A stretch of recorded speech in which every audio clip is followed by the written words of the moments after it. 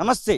మే 13వ తారీఖున తెలంగాణ రాష్ట్రంలో 17 పార్లమెంట్ నియోజకవర్గాలకు పోలింగ్ అయితే జరగనుంది. ఇక కేవలం 2 రోజులు మాత్రమే ప్రచారానికి గడువు అయితే మిగిలి ఉంది. అన్ని పార్టీలు కూడా తమ తమ అభ్యర్థుల గెలుపు కోసం అయితే శ్రమిస్తున్నటువంటి పరిస్థితి. అసలు కాంగ్రెస్ పార్టీ ఎన్ని నియోజకవర్గాలలో గెలవబోతుంది, కాంగ్రెస్ పార్టీ ఈ 2 రోజులలో ఎలాంటి ప్రచారాస్త్రాలను ఉపయోగించుకోబోతుంది, ఇవన్నీ అడిగి తెలుసుకుందాం. మనతో పాటుగా రాజేందర్, కాంగ్రెస్ పార్టీ రాష్ట్ర నాయకులు, SC ST forum national president అయినటువంటి మేధావులకు సంబంధించినటువంటి విషయంలో ప్రెసిడెంట్ అయినటువంటి రాజేందర్ మనతో పాటుగా ఉన్నారు.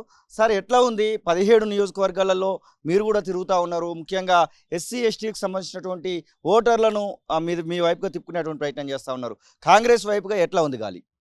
ముఖ్యంగా ఈరోజు తెలంగాణ రాష్ట్రంలో ఎలక్షన్ ట్రెండ్ చూస్తూ ఉంటే ఎస్సీలు, ఎస్టీలు, మైనార్టీలు ముఖ్యంగా ఒక దిక్కు వన్ సైడ్ ఓటుగా మారిపోయింది కాంగ్రెస్కు. ఎందుకంటే ప్రస్తుతం రాజకీయ పరిస్థితులు అనిశ్చితంగా ఉన్నాయి. రాజ్యాంగానికే ముప్పు ఉన్నది.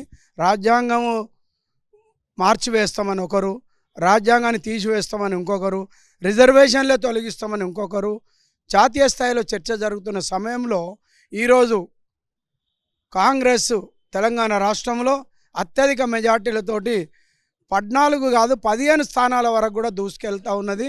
ఎందుకంటే దానికి కారణము గత 10 సంవత్సరాలలో మోడీ గారు నిరంకుశ పాలన, ఎక్కడ కూడా అభివృద్ధి జరగలేదు, ఎస్సీ ఎస్టీలను మైనార్టీలను ఎక్కడ పట్టించుకోలేదు. ఆయన యొక్క బిజినెస్, ఆయన యొక్క అంబానీలు అదానీలు తప్ప బీద వర్గము అణగారిన వర్గాల పట్ల ఎక్కడ కూడా శ్రద్ధ చూపినట్టు కనబడలేదు. కాబట్టి ఈరోజు ఎస్సీలు, ఎస్టీలు, మైనార్టీలు, బీసీలు కూడా, ఎంబీసీలు కూడా ఈరోజు ఎవరైతే ఇంకా అనగదొక్కబడుతున్నారో, ఇంకా అనగారిన వర్గాలు ఓబీసీలలో ఉన్నారో వాళ్ళకి ఎక్కడ కూడా ఆర్థిక ప్రయోజనాలు దొరకడం లేదు, రాజకీయ ప్రయోజనాలు దొరకడం లేదు. ఉన్నత వర్గాలే అవుతున్నాయి తప్ప ఇంకా ఓబీసీలు కింద అట్టడుగు వర్గాలు ఎవరైతున్నారో ఎంబీసీలు అనేవాళ్ళు, వాళ్ళకి ఎక్కడ కూడా ప్రయోజనాలు లేవు. ఆర్థికంగా లేవు, సాంఘికంగా లేదు, రాజకీయంగా కూడా లేదు. కాబట్టి ఈరోజు తెలంగాణ రాష్ట్రంలో వన్ సైడ్ ఓటింగ్, ఎస్సీలు, ఎస్టీలు, మైనార్టీలు, ఓబీసీలలో ఉన్నటువంటి ఎంబీసీలు కూడా అందరు కూడా వన్ సైడ్ ఓటింగ్ కాంగ్రెస్ ప్రభుత్వానికి పట్టం కావాలనే రిజర్వేషన్ల అంశాన్ని నెత్తి మీద ఎత్తుకున్నారు కాంగ్రెస్ పార్టీ వాళ్ళు. మేము రిజర్వేషన్లను తీసివేస్తామని ఎక్కడ చెప్పలేదంటూ బీజేపీ వాళ్ళు చెప్తా ఉన్నారు. నిజంగానే వాళ్ళు చెప్పినట్టుగా, లేకపోతే ఎక్కడైనా ఆధారాలు కనబడతా ఉన్నాయా? బీజేపీ నేతల నుంచి వచ్చినటువంటి వాళ్ళ నోటి నుంచి వచ్చినటువంటి ఆధారాలు ఏమైనా ఉన్నాయా? ముఖ్యంగా రిజర్వేషన్స్ రద్దు చేస్తానడానికి కారణం ఏంటంటే ఇండైరెక్ట్గా రాజ్యాంగాన్ని స్లోగా డైల్యూట్ చేస్తూ ఉన్నారు. ఎట్లా అంటే ప్రభుత్వ రంగ సంస్థలు అయినటువంటి రైల్వేస్ కావచ్చు, ఎయిర్ ఇండియా కావచ్చు, ఇంకా ఈసీఎల్ కావచ్చు, ఇంకా షిప్ యార్డ్స్ కావచ్చు, ఇవన్నిటిని కూడా ప్రైవేట్ పరం చేయడం ద్వారా ఉద్యోగాలని కోల్పోతున్నారు. ఎవరైనా ఉద్యోగాలు చేసేటోళ్ళు గవర్నమెంట్ కంపెనీస్లు అంటే ఎస్సీలు, ఎస్టీలు, ఓబీసీలు.